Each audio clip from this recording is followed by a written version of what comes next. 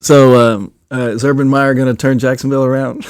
Is Urban Meyer going to turn Jacksonville around? That remains to be seen. I think we shall see. I mean, he might be a miracle worker if he does. Yeah. Well, here's the thing, though. He has nowhere to go but up. Yeah. So this is just my only take on it is Nick Saban's probably the greatest college coach of all time. And some people will put Urban Meyer in there, but Nick Saban failed at the pros. Yes, he did. So but he was only there 2 years. He's only failure in life 2 years. in football. Right. I'm just saying. Right. No, Jimmy Johnson's one of the few who did it. I mean, he's the only one who really did it on both levels. Big time. Big time. Yeah. Only one. Yeah. So it's obviously a good challenge for Urban Meyer to try to do that as well. But he's got number one draft pick. He's got a lot of other draft picks, plenty of cap space. That's true. I mean, as a lot of people said, it is the best setup to go for success among the worst franchises. Yeah. But this is all you remember, pretty much, just losing in Jacksonville, right? For Jaguars. Do you remember the glory days of those first few years? I remember, who was it? Brunell and who was the Fred Taylor. Taylor. So you would have been in elementary school, middle school, whatever. Yes. Yeah. So that was exciting. Yeah, it was great. Man, this is cool. And I remember, I love playing football, not like with pads and everything, but just kind of pickup games. I love playing sports, but I never liked watching it. But it was fun to watch with my dad. Mm-hmm. And because we were winning.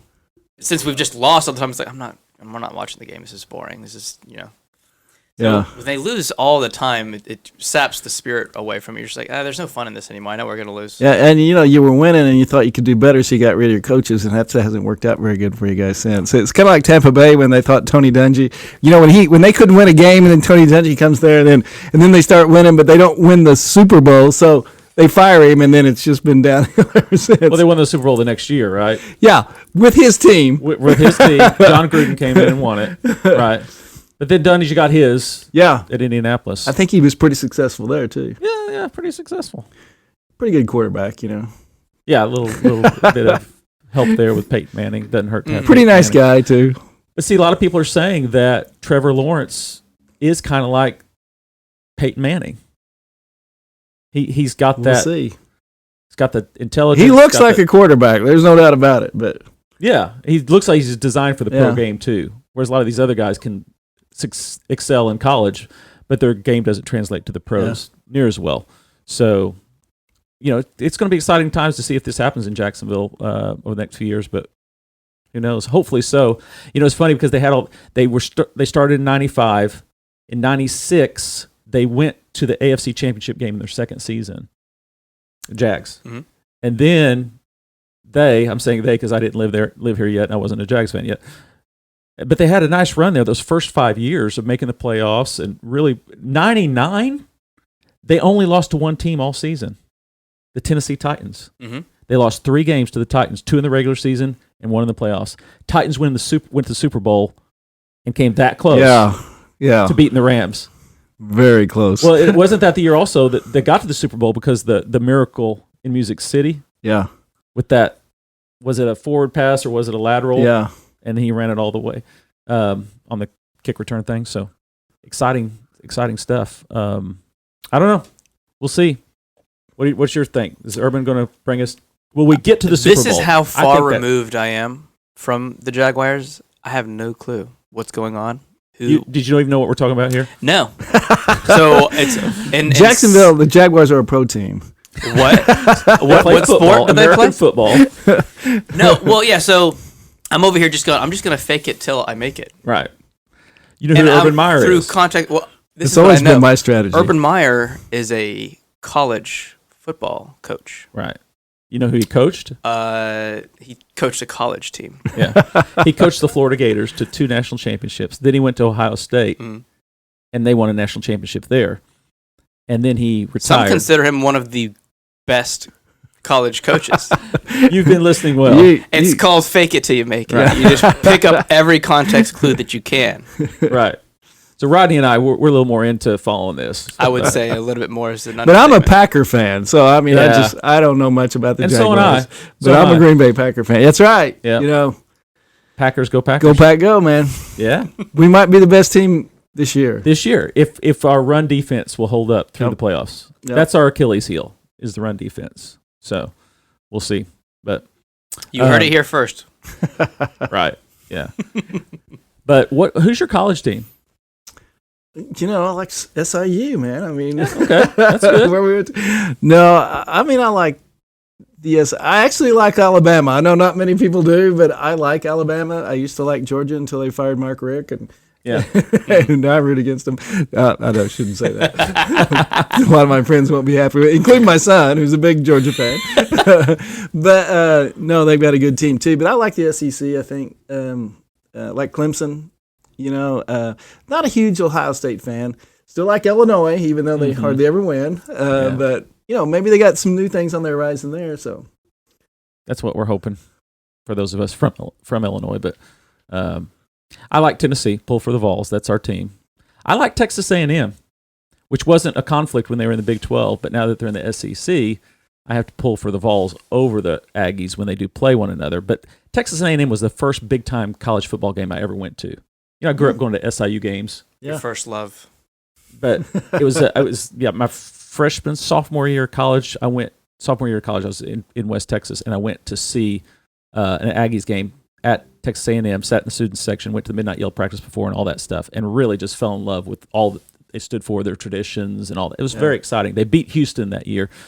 Andre Ware was the quarterback. It was the year he won the Heisman. Houston was ranked number 6, came into College Station. Aggies were ranked like 20-something and pulled off the upset at home. It was really cool. I think actually that was the moment I fell in love with college football. So prior to that point, I kind of liked it a little bit, but that experience this is incredible. Yeah. This is a lot of fun. So you were part of the 12th man. I was part of the 12th man. There you go. And still can remember some of the yells that I learned. Midnight yell practice the night before. Be careful now.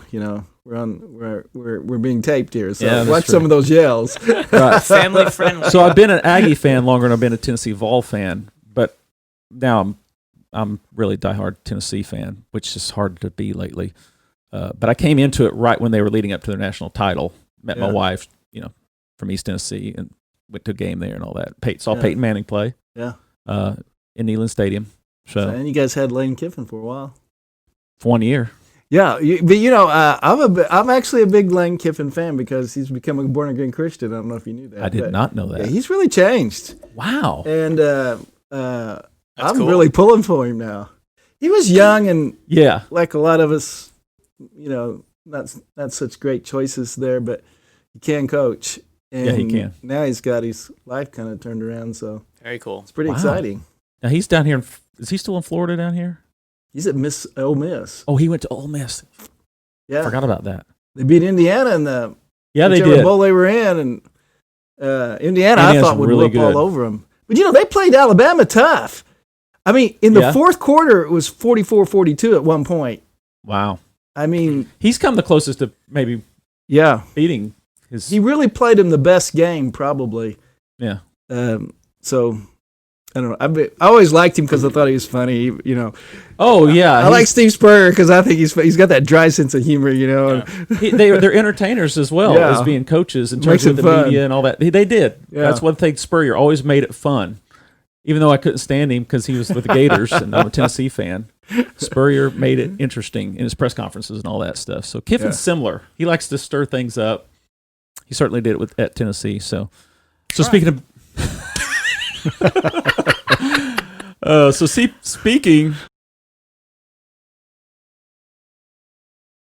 Speaking of big time college football games, Rodney, what was the first one you ever went to? Well, other than SIU, when went to see Illinois, me and my good friend Rodney Potts, who you know, two R's in sometimes not so good situations, but we went up there and watched when they had Jack Trudeau, and he was a heck of a college quarterback. Became a pretty good pro quarterback too, and I believe they were playing Michigan, and it went right to the wire, and it was really a great game. And it's the first time I had 74,000 people or however many it holds. That was a big time thing for me. We were in the upper deck, but man, it's a long way to the field. Right. I was thinking they could stack a lot of hay in here, a farm boy like me. Thinking about that. All right, well, that's the college football talk. I made it. You made it through. I survived.